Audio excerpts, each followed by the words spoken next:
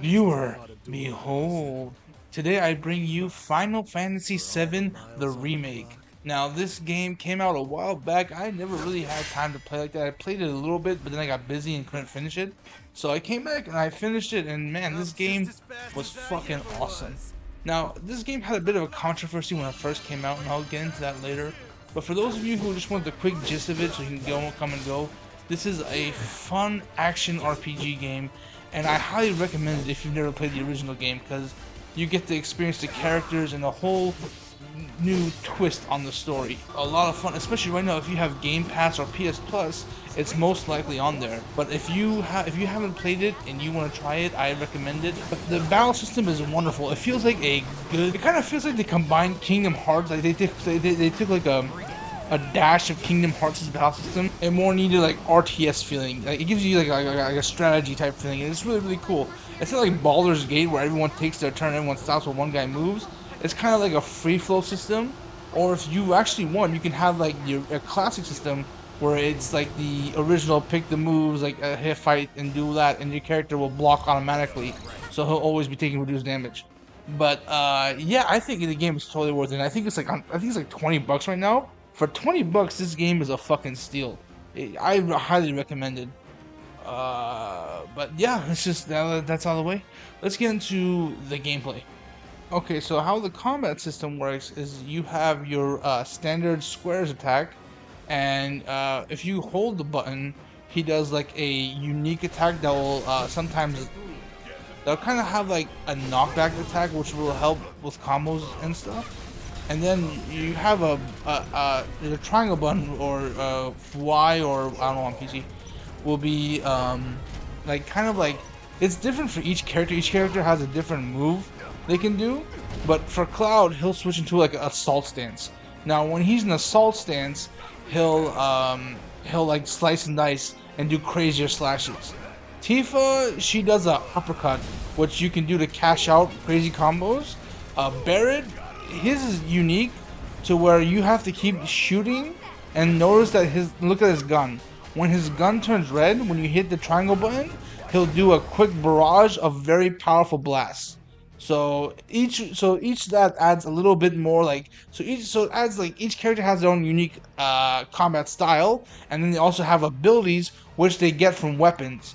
When you have weapons, when you have different weapons, each weapon has its own ability. You can actually master the weapon. If you master the weapon, you can learn the ability without the weapon. So I actually highly recommend, if you have different weapons, to just use that weapon and master it so you can have the ability, because having so many abilities is key and helps a lot, especially with crazier fights. And then you have your weapon skill trees as well. So your weapons each all have skill trees which you can go in and then customize them to make them more unique and to fit any scenario that you need. So if you want a magic blade, you can have this blade be the magic blade. If you want a power blade, it's all about strength, you have it be that one. So it's really cool, and it adds just a little bit more zest to the system. I also think I like about is the customization, or like, as they call it, materia. So in this game, you have like the way you use spells, you have to equip this materia, and that'll let you use spells, magic, or summons. And some of them just buff you, like they'll give you more mana, give you abilities, and some of them will, like countering and whatnot. So it's really cool. I really always like the material system. I think it's a really interesting system. I'm surprised they never did it for like other games, especially in the next one where they add this other system which a lot of people hate, but I'll get into that when I talk about 8. Um, but yeah, material was always sick, and I do love how like when you have weapons, it shows which the color material and shit. So it makes it feel much more like your character feels much more customized in the way you like. And then we have armor and whatnot, which you can equip, which will give you stat buffs like more defense, more offense. Also, summoning material, which is very important in this game because summoning can help win battles so easily. But in this game, you can't just summon in the fights. You have to only certain fights you can summon, which was an interesting design choice. I'm glad they took the extra mile. And speaking of extra design, so this game is crazily beautiful and it's so detailed. Now that the problem with that is that if you those who played the original game know that the original game is like 12 discs long, and this game isn't even like 3 discs. This game is only like a disc and a half, so it wasn't even like the whole story. and that's what kind of like annoyed a lot of people because everyone thought it was gonna be a full remake, but it was just like no, this is part one. And they also changed the story a bit, which I will get into later on. But that ends the game. Talking about the gameplay, let's talk about the story now. Since we can, you control the main character Cloud and his party, which will be other characters you meet through the series. Now Cloud's kind of like this kind of like a merc with an attitude, and he's like he doesn't really like you can see he's no nonsense and doesn't really care about like. I'm starting to think this place is more dangerous than we And that thought. kind of seems like he doesn't really care about anything, but deep down he actually does. And as you see through the story, you'll see that like, he is much more complicated than it seems. And then he introduces you to Tifa and Barrett, and those two characters are awesome. Barrett is such a funny and cool character. I've always loved his design. And Tifa is, Tifa is Tifa, bro. Tifa is, you know what I'm saying? She's the ambassador. I believe she's an Italian heiress. Finding a company, the evil company is called Shinra. And so they all fight this company, and they're a group called Avalanche, which is like, they're not the head group. They're actually there's actually different factions, and they're considered I think a more crazy faction or whatever, because I don't remember. But yeah, Barrett's faction of Avalanche, and they hire Cloud to go on a fight, and they go to bomb a nuclear reactor, not a nuclear reactor, but a Mako reactor.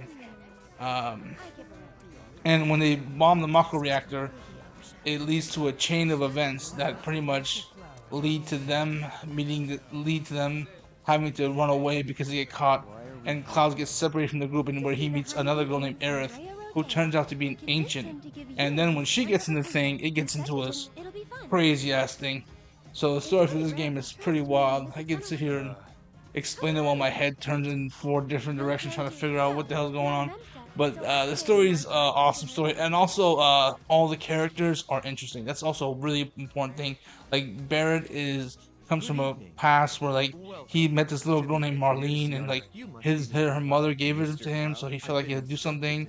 And then Tifa and Cloud are actually childhood friends, and Cloud went to become a soldier, and Tifa was waiting to meet him. But well, you when you play the game, you'll see. I don't want to get into spoilers, but so the game is just beautiful. It's fun. It's got a lot of cool characters. If you've never played that, experience the story of FF7, and you have Game Pass or PS Plus, which both have this game, I highly recommend the game. I say don't. You can't not give it a try. It's such a. I hate to throw out the word, but it's such an iconic It's such an iconic game from such a big franchise. So I feel like, at least see if you like it, see if the hype is worth it. I personally loved it. I'm interested to see where they take the story, especially with this is spoiler time, by the way. Spoilers. I'll put a skip thing, so if you don't want spoilers, you'll skip. Maybe the video, just click just leave. Just leave. If you don't want spoilers, just leave. The review's over. Alright, that's spoilers time.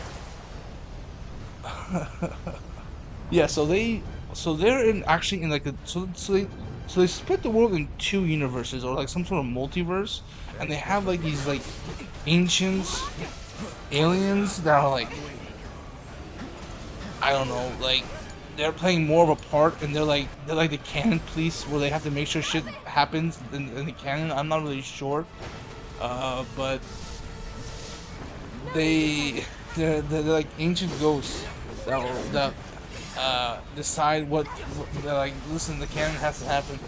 But it ends in such an odd way, because you fight Sephiroth, and then it's just like, alright guys, we gotta leave the planet, yeah, and try and solve the thing. And I'm like, but the hell just happened? That's the end of Remake? That was probably the most, like I said, that was probably the most disappointing thing, because I was like, dude, this is not even the second disc. What the fuck? But I don't know. They wanted to,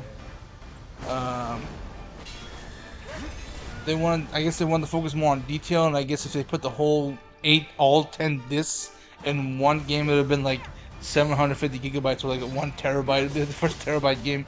So I don't know. Maybe that's it. Maybe it'll take another like 7 years just to, because like the game is so well designed. There's so much detail and everything, and it's so nice, and it's very well polished, which is I love. That's one of my biggest things for games. I love well polished games. and it's very, very well polished, this game. A lot of cool side quests too. When I didn't really go on side quests because I didn't want to say too much. I just want to kind of give like a brief explanation on stuff. But yeah, the side quests were cool, and they help add more hours into the game because the game itself isn't that long. If you do all the side quest stuff, it adds maybe another like 10-15 hours. But the game itself is like maybe 20-25 hours long. And that's it. That's it. See how this goes? Thanks for watching. And if you like it, sub it. Peace.